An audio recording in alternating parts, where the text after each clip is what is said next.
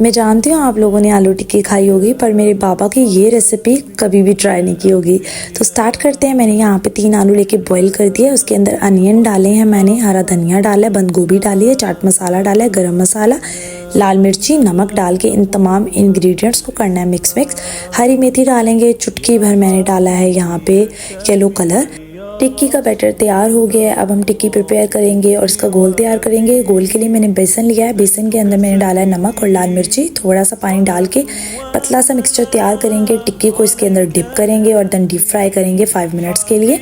आलू टिक्की को सर्व करूँगी मैं खुद को ही नान के साथ, नान टिक्की बनाकर। तो नान के ऊपर टिक्की रखी है, उसके ऊपर डाली है बंद गोभी और प्याज, थोड़ा सा डालूंगी चाट मसाला जो कि मुझे अपने स्कूल की याद दिलाता है। स्कूल वाली नान टिक्की तैयार हो गई है। तो फिर आप किस इंतज़ार में हैं? जल्दी से जाएं, मेरी रेसिपी को देखें, सेव करें और ट्राई करें, इंजॉय करें। और मज़ीद रेसिपीज़ के लिए मेरे चैनल को सब्सक्राइब करें।